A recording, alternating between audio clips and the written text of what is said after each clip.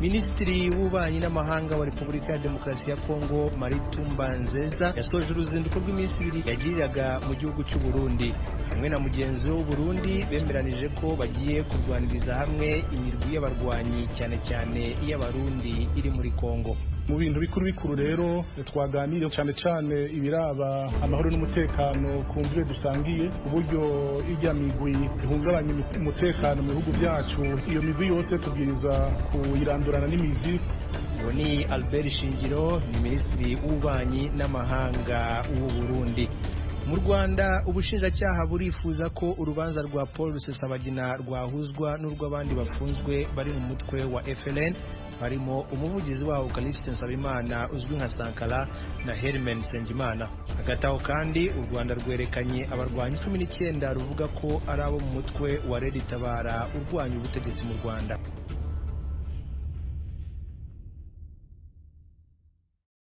Amakuru yo mu karere k'ibiyaga bigari.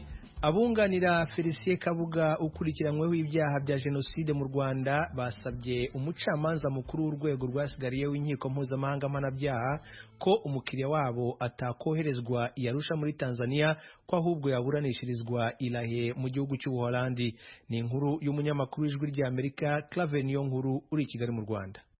Itangazo ryashize habona n'abunganira mu by'amategeko umunyarwanda Felicien Kabuga rivuga ko uyafatwa nk'uwatanze uburyo bwose bwakoreshejwe mu ihonyabwoko ryakorewe abatutsi muri 1994 mu Rwanda amagara mukitse gutyo ko atoshobora kuja kuburanira Arusha muri Tanzania ahari sentare ya ONU yasubiriye TPR ariyo sentare yahoze icira imanza bakoze ihonyabwoko mu Rwanda basaba ko yorungikwa Irahe mu Buholande.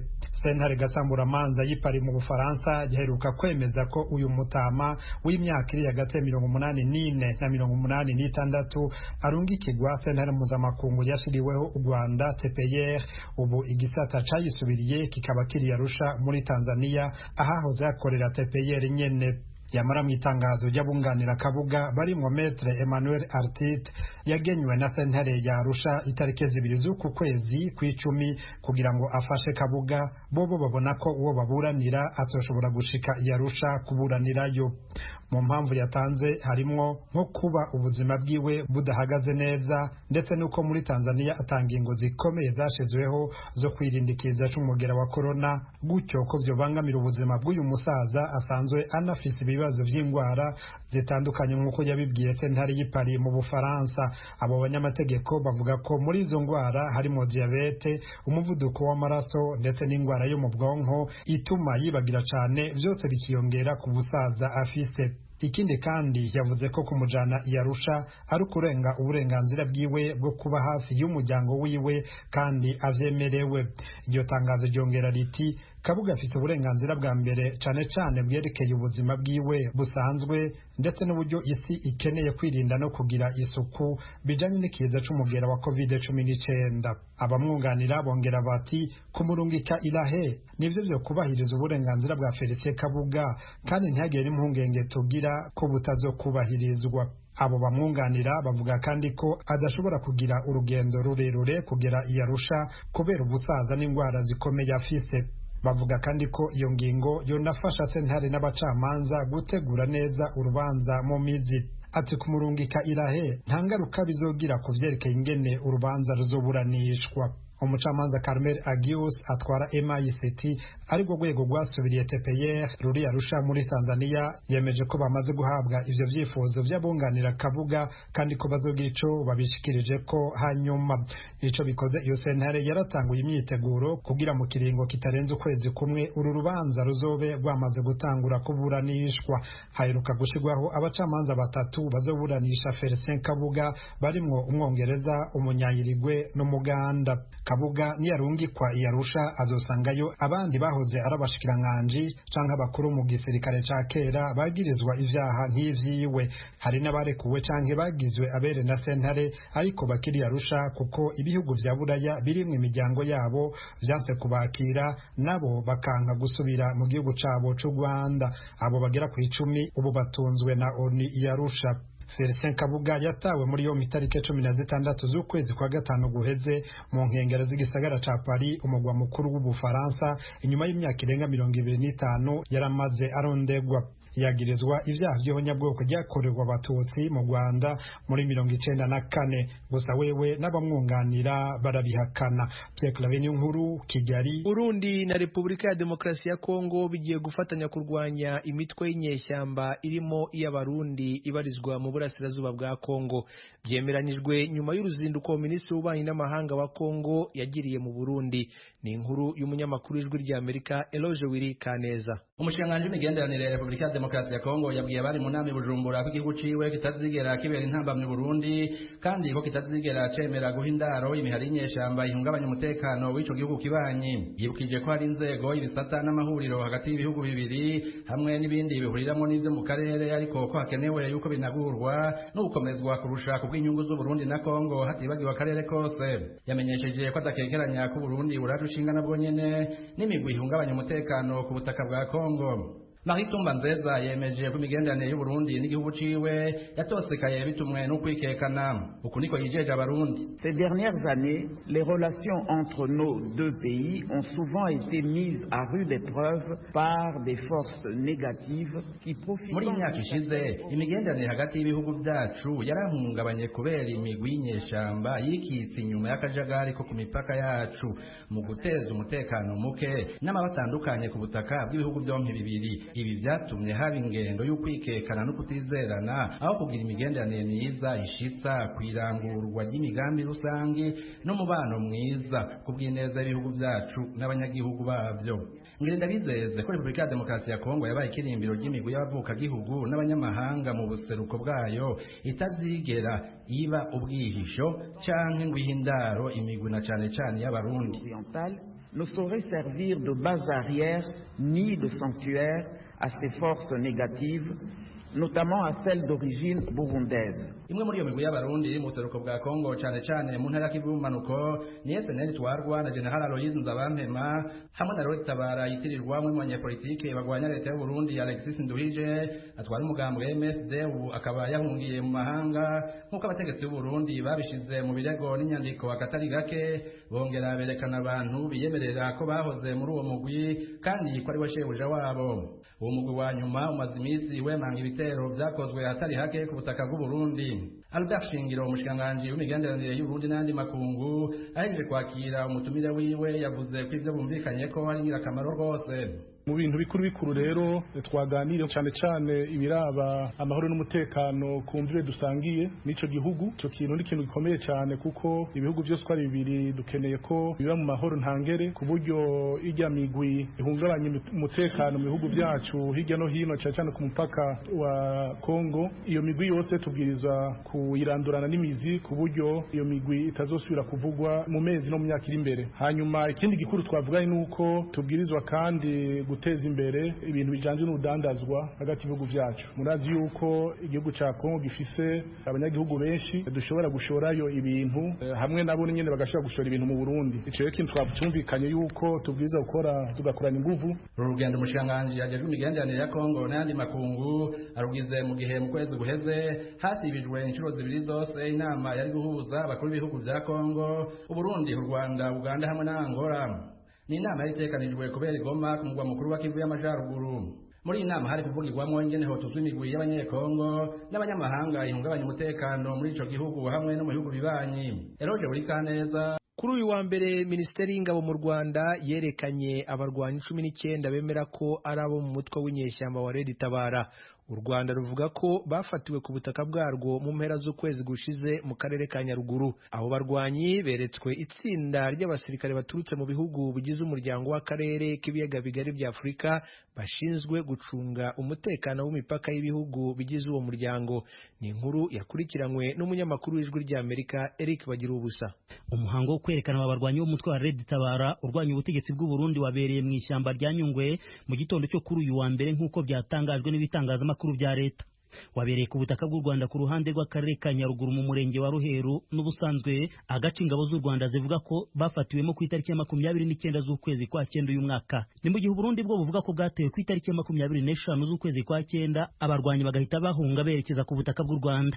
Igisirikare cy'u Rwanda cyabamurikiye itangazamakuru n'abagize itsinda ry'abasirikare babungabunga umutekano w'imipaka ku bihugu byo mu karere k'ibiyaga bigari. Major Alexis Nkuranga uyobora ikigo cya gisirikare cya Ruheru yabwiye itsinda rya EJVM ko abarwanyi bose uko ari 19 bafatiwe mu gice cy'abasirikare b'u Rwanda mu ishyamba rya Nyungwe nko muri metero 600 turutse ku butaka bw'u Burundi. Ukuri ingabo muri Ruheru mu ishyamba rya Nyungwe yavuze ko aba barwanyi bafashwe ahagana saa 4 za mu gitondo. Ibitangazamakuru bya leta y'u Rwanda byakurikiye umuhango byagaragaje amashusho bivuga ko byeretswe ibikoresho bya gisirikare birimo imbunda zo mu bwoko bwa AK-47 cyangwa se Kalashnikov zigera muri 17, imwe ya machine gun ndetse n'izohereza roketi imwe. Byavuze kandi ko bafatanywe ibindi bisasu biturika hamwe n'agafuka k'amasasu.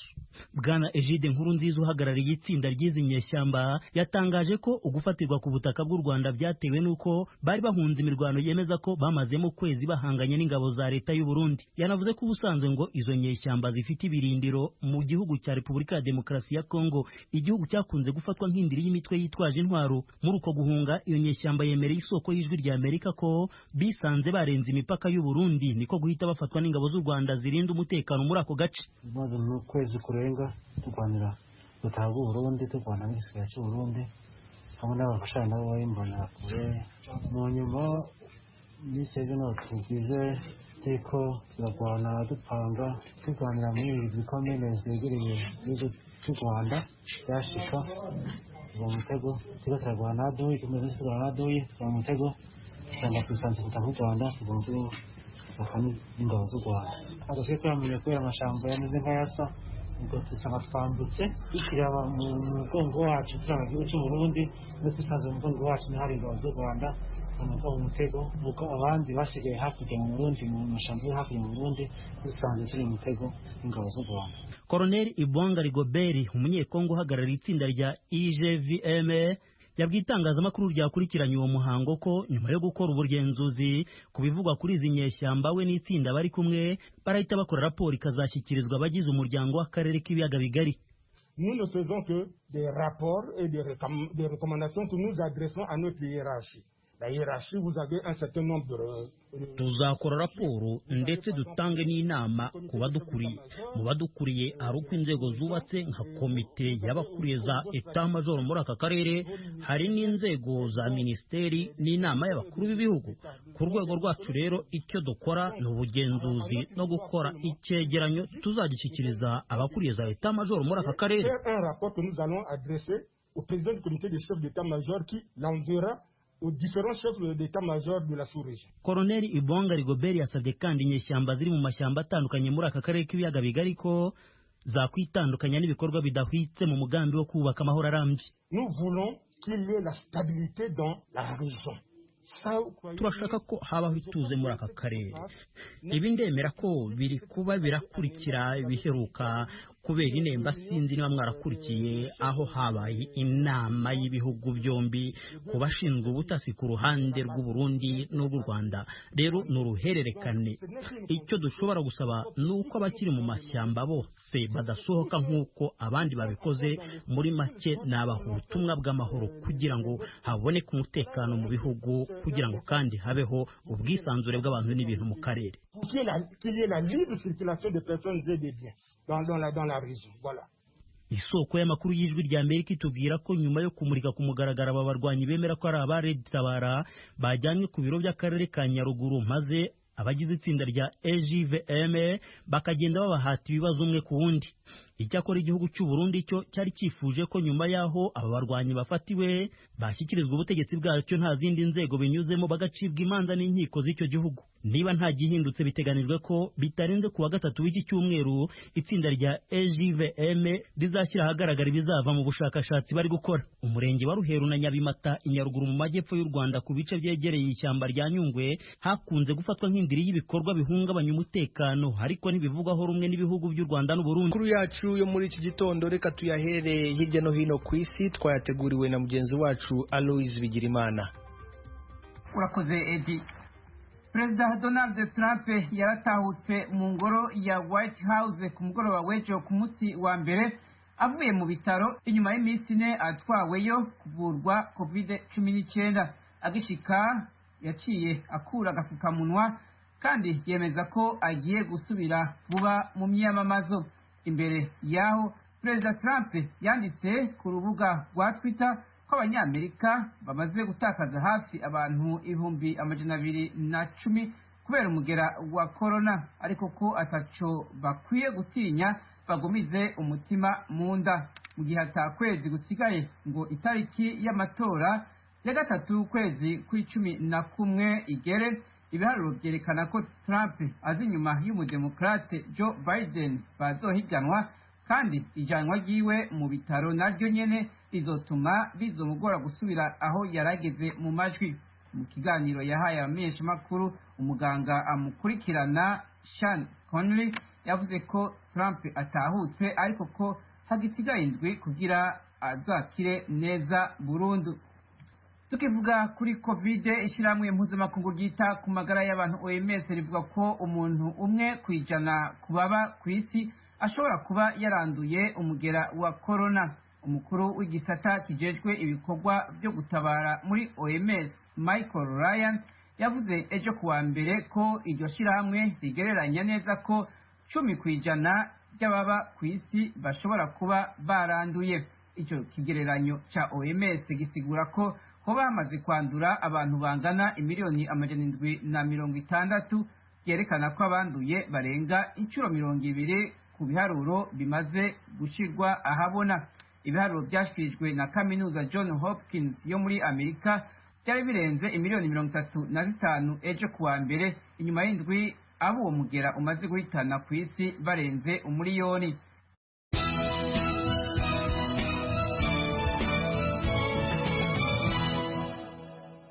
Ibihugu by'Ubushinwa, Uburusiya hamwe n'ibindi birenga 10 byaragiye hamwe bisaba Leta z'Ubumwe za Amerika hamwe n'ibihugu bya Buraya guhagarika ingendo yo gufatira ibihano ibindi bihugu.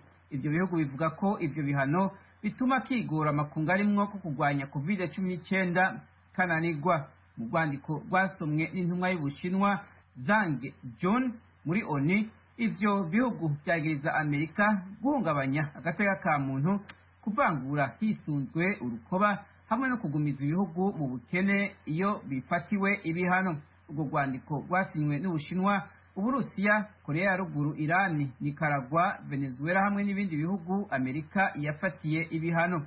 Rwahawe komite ya ONU ikurikirana ibijanye n'agateka ka muntu no gutanga imfashanyo. Mu myaka ine iheze, Amerika hamwe n'ubumwe bwa Buraya byarongereje umurindi mu gukoresha ibihano bahana ibihugu byitwaye nabi.